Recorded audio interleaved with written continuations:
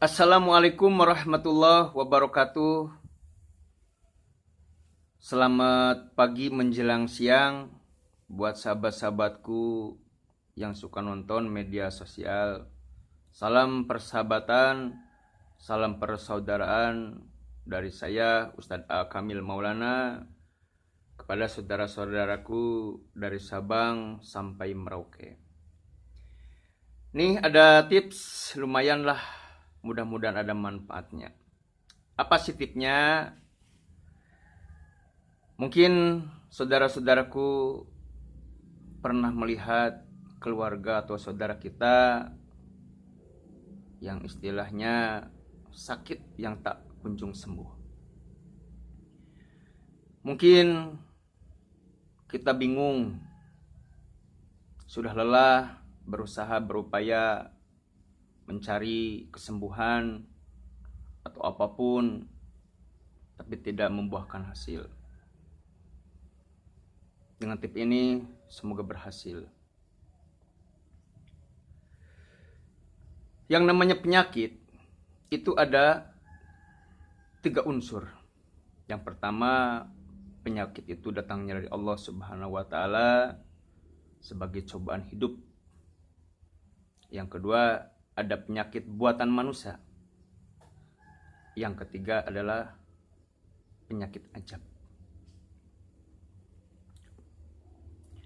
Mungkin kalau penyakit datangnya dari Yang Maha Kuasa, kita bersabar, perbanyak istighfar, perkuat, melaksanakan ibadah, sholat malam, sholat duha, dan sholat yang lainnya. Kalaupun toh itu azab dari Allah, mungkin kita bertaubat, sering melaksanakan taubat. Cuman yang menjadi permasalahan kalau kita penyakit buatan manusia. Ya istilahnya ada kiriman santet, tenung, dan sihir. Tipe di sini saya akan memberikan yang terbaik buat sahabat-sahabatku yang nonton media sosial. Orang sakit itu karena ada unsur 2 perkara. Yang pertama, banyak pikiran. Yang kedua adalah karena kecapean. Ketika pikirannya tidak ada, kemudian tidak capek, di orang itu sakit. Sudah dibawa berobat kemana-mana, bisa saja kita itu lesu kemana kita mengusahakannya. Jangan-jangan oh ini kena sihir ataupun kena santet. Cuman ciri-ciri orang yang kena santet ataupun kena sihir, yang pertama, kalaupun dia dibawa ke pihak kedokteran, yaitu istilahnya di lab ataupun di apapun, dokter berpendapat ini tidak ada penyakitnya, itu kejanggalan satu. Yang kedua, apabila dia itu tidak bisa tidur kalau malam hari. Yang ketiga, orang itu mukanya pucat dan menguning. Jelas itu kena santet. Itu santet namanya, kalau orang Sunda itu namanya santet terongkoneng. Santet itu biasanya mengejar dari sendi-sendi perut, diantaranya awalnya dia kena penyakit emah.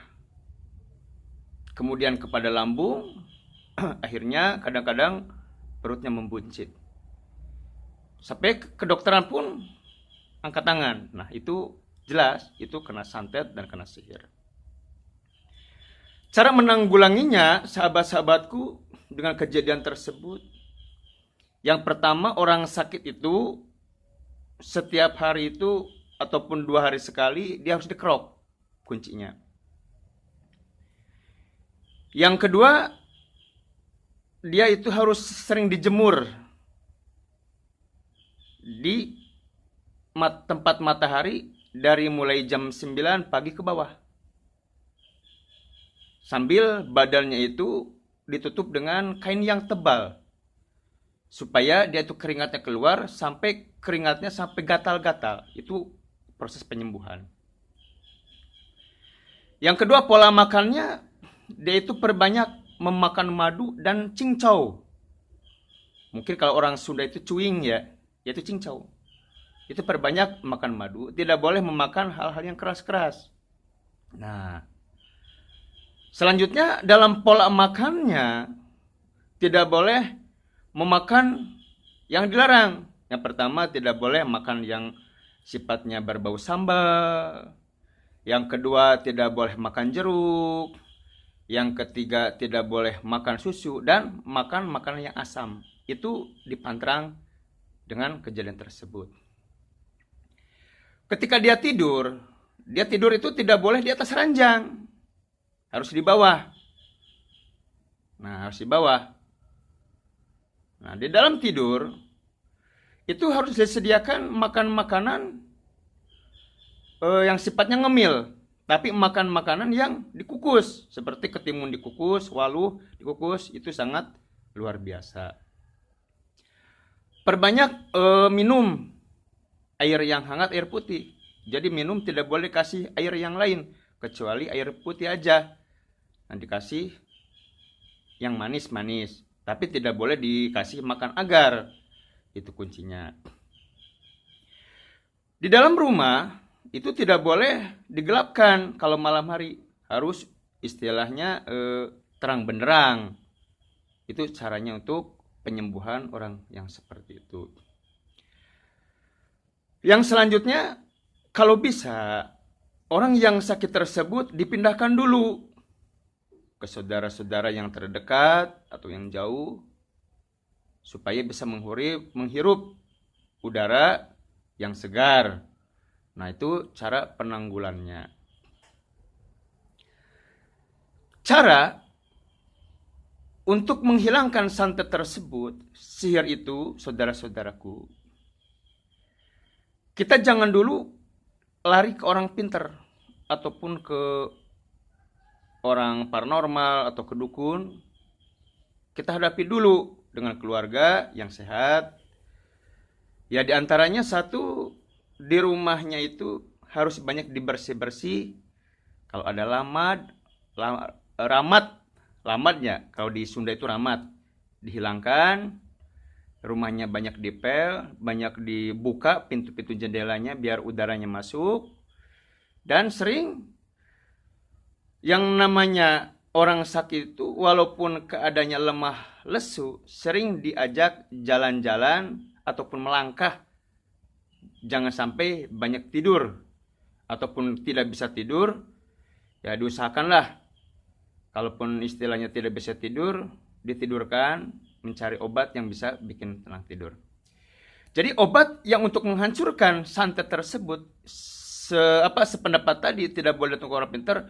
Jadi di rumah itu, kalau rumah sudah dibersih-bersih, perbanyak membaca amalan-amalan istighfar, salawat Nabi, dan perbanyak aura-aura yang sifatnya agama lah. Itu kalau di malam hari. Kalau di siang hari itu dibiasakan. Jadi rumah itu ada banyak suara-suara dengungan. Seperti kalau di rumah itu banyak terdengar ada musik, ada apa-apalah. Itu santet itu bisa hilang. Kenapa? Karena yang namanya santet terongkoneng itu biasanya tidak mau masuk ke tempat yang namanya rumahnya itu banyak bunyi-bunyian.